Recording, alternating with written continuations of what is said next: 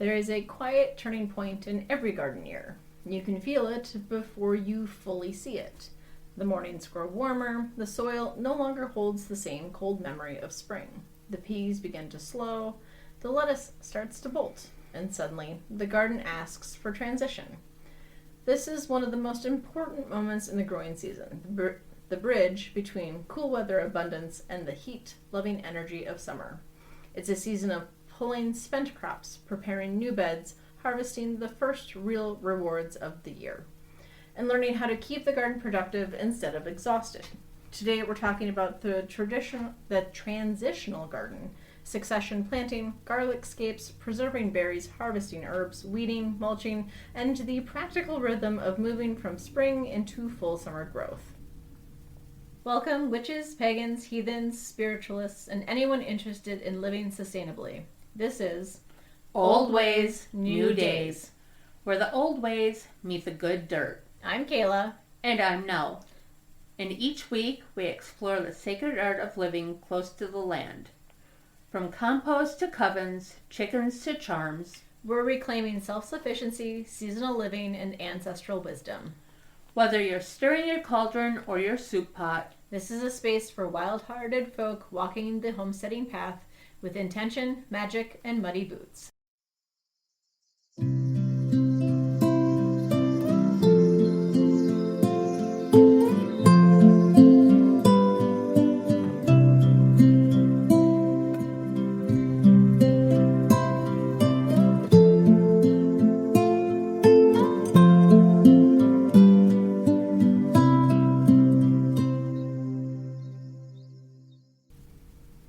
Hi, Kayla. I know. I'm warm. Well, you have a 12-pound fur baby on your lap, so Yeah, I think he's about to fall asleep. probably. Do you want me to open the window? It'll get really loud in here, though. I'm fine. Okay. I'll just sweat. Maybe I could turn the fan back on. I didn't want the extra noise. It's all right. I'll suffer. It's kind of like I'm at work Aww. with no AC. Oh, jeez. You Yeah. gotta talk to somebody about that. That was so fun yesterday. No, It was gross. I bet. Okay. So, understanding the seasonal shift. Cool season crops thrive in mild temperatures, moist soil, longer cool nights. And these include radishes, peas, lettuce, spinach, and kale, arugula. But as temperatures rise, many of these plants begin to struggle. You may notice bitter flavors, bolting flowers, slow growth, increased pest pressure. This isn't failure, it's timing. The garden moves in cycles, and successful gardens learn to move in those cycles instead of fighting them. Oh yeah, Ma, are you being vicious? No, he's just Digging claws in? trying to jump down. Okay. In a very... Are you okay? Yeah, I'm fine. You're just covered in a layer. I'm just covered in layers of fur. Okay. Right, one of the oldest and smartest gardening methods is succession planting. Instead of leaving empty beds after spring harvest, you immediately replant them. This keeps soil active, weeds suppressed, and food production continuous. Replacing radishes with beans, because radishes are your cold ones, so if our listeners did radishes this spring, now is the time for beans. Radishes mature quickly, often within a month. Once harvested, that same space can support bush beans, pole beans, cowpeas in hotter climates. Beans benefit from warming soil and summer heat, and because they help fix nitrogen in the soil, they also improve garden fertility. Replace your peas with summer squash. Peas often decline as temperatures rise. Once vines begin yellowing, remove them carefully. Leave roots underground if possible to preserve nitrogen nodules. Then transition the space into zucchini, summer squash, cucumbers. These plants thrive in heat and quickly fill empty spaces. Planning ahead is very important. A productive garden often has crops ending, crops beginning, crops peaking, all at the same time. This layered rhythm creates resilience and continuous harvests. So one of the early summer's hidden treasures is garlic scrap. Nope, scape. Oh, scape. Why did I put an R in there? I don't know. Garlic scraps. I don't know. I'm new here. I got hair everywhere. Yeah, garlic scapes. Blah. Okay. One of early summer's hidden treasures is the garlic scape. If you grow hardneck garlic, you'll notice a curling green stalk emerging from the center of the plant. That's the scape. Why remove garlic scapes? The plant is trying to produce flowers and seeds. But if left alone, much of the plant's energy shifts upward instead of into the bulb underground. Removing the scape encourages larger garlic bulbs, improves final harvest size, and gives you a delicious edible crop. So how to harvest it? Wait until the scape forms one full curl or loop, feels tender, not woody, then snap or cut near the base. Harvest in the morning for best freshness. Ways to use garlic scapes: pesto, stir fry, soup, pickling, compound butter. They taste like a mix between garlic, green onion, mild asparagus. A reminder that the garden often gives more than one harvest from a single plant. I unfortunately do not have any garlic this year. I know. But northern climates are where you grow the hardneck garlic. It does much better in the northern cold winters. You want the braidable. I don't know what kind of garlic is the soft, flexible top to it that you can braid. You can't braid a hardneck garlic when it's harvested, but you can braid the other one, which is where you get all those beautiful braids of garlic that you see in stores. Okay, you're like, I don't know what you're talking about. I have no idea. Maybe our listeners will know what I'm talking about. Assist! But yeah, that is more of a warm climate garlic. So I mean, you can grow it here. You just can't overwinter it, the bulb in the ground like you can a hardneck. Anyway, I digress. Early summer is when weeds begin growing aggressively, and weeds compete directly with crops for water, nutrients, sunlight. Ignoring them now makes the rest of the season harder.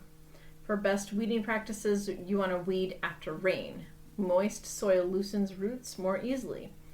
Weed young. Tiny plants are far easier to manage than mature ones, and they disturb less soil. Overtilling can bring more dormant weed seeds to the surface. Some weeds are, of course, useful. Not all weeds are enemies. Some feed pollinators, improve soil, become fertilizer, compost. The goal isn't sterile perfection, it's balance. So mulch may be one of the most powerful tools in summer gardening. A well-mulched garden holds moisture longer, suppresses weeds, keeps soil cooler, and protects soil life. Best mulches for summer are straw, excellent for vegetables, grass clippings, only if untreated with chemicals, leaves, break down beautifully over time, wood chips, best around pathways and perennials, and the secret of living soil. Bare soil struggles in heat. Covered soil stays alive. Mulch acts like a protective blanket for the garden ecosystem beneath it. Early summer often brings the first major berry harvest. Buckthorn! Ah, there you go. Was that this episode? No, it was the last one. Oh my goodness.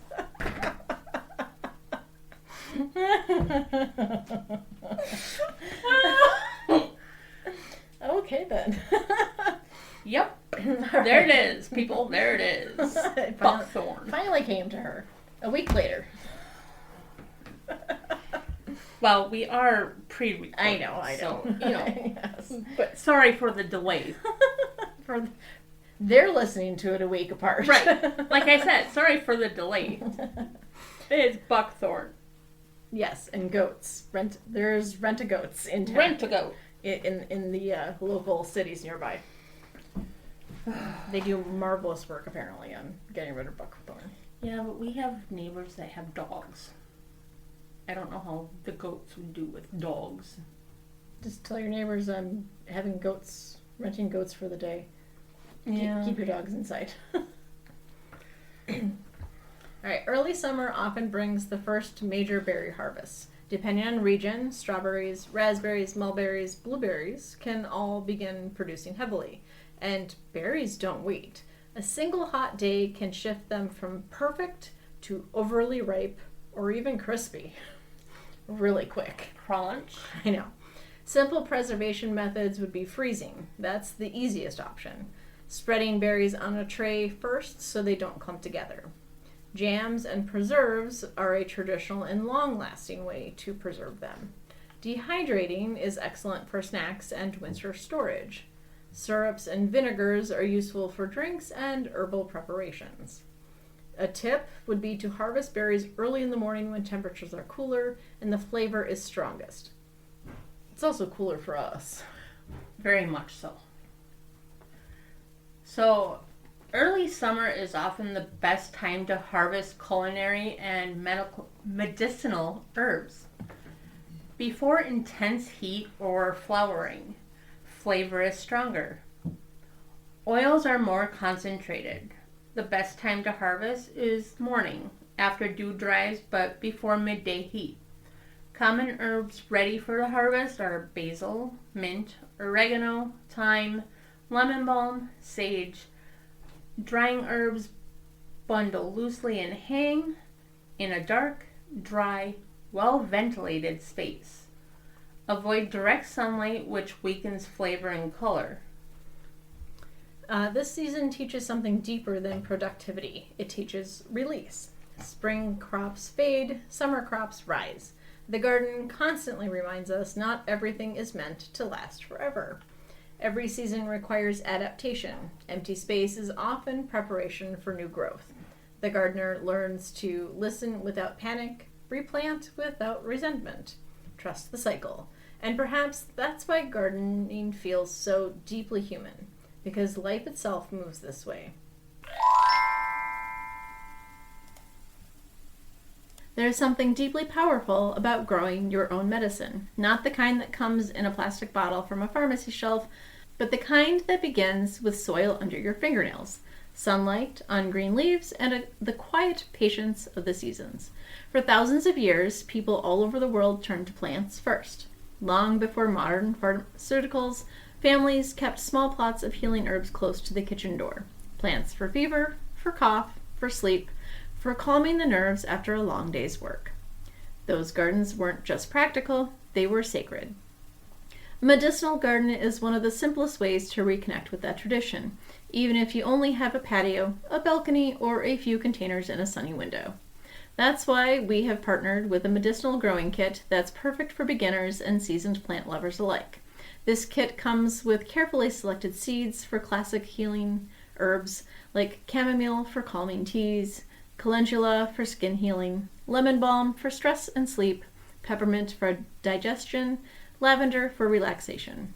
What we like about this starter kit is that it removes the overwhelm. You're not standing in a garden center staring at hundreds of seed packets wondering where to begin. Instead, you start with the plants that have been traditionally used in herbalism for generations. With your seed kit, you'll also receive a copy of the Herbal Medicinal Guide from Seeds to Remedies. This guide will show you how to turn these 10 plants into tinctures, ointments, salves, poultices, decoctions, infusions, essential oils. All in minute detail so you can follow the guide even if you've never made an herbal medicine in your life. And if you're someone who practices earth-based spirituality, herbal magic, or simply wants to reconnect with older ways of caring for yourself and your family, growing medicinal herbs can become part of your seasonal rituals. Planting seeds becomes intention, harvesting becomes gratitude, and every cup of tea carries a story from the soil to your hands. If you're interested in starting your own medicinal herb garden, check out the affiliate link in the show notes. Supporting the link also helps support the podcast and keeps episodes like this growing. Because sometimes the most powerful medicine is the kind you grow yourself.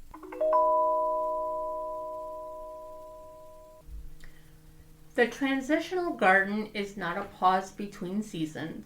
It is a season itself. A time of clearing, Replanting, harvesting, preserving. preparing for abundance still to come.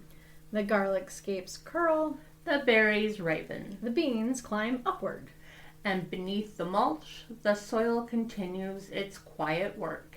The garden never truly stands still. Neither do we. And maybe the wisdom of early summer is this: Growth requires tending, abundance requires timing. and resilience is built one season at a time. All right, so before we sign off, the contest. Mm-hmm. So I figured I would do a subscription to the Backwoods Home? yes, Backwoods Home magazine. You had to think of it? I did have to think of it. There's also one sitting on the floor behind me, so I was trying to look at it.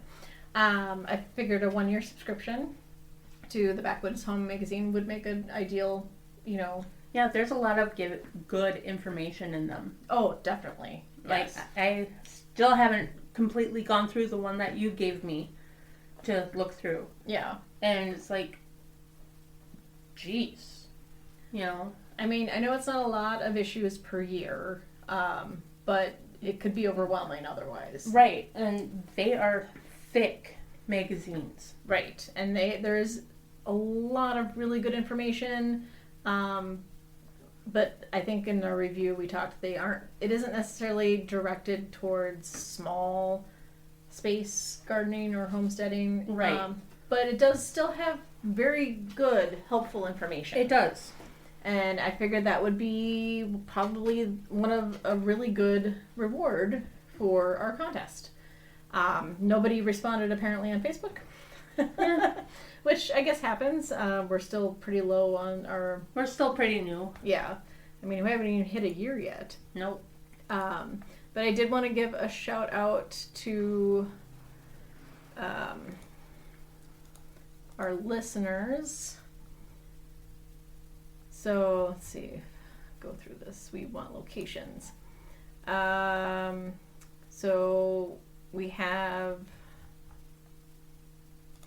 We do all episodes so I get everybody.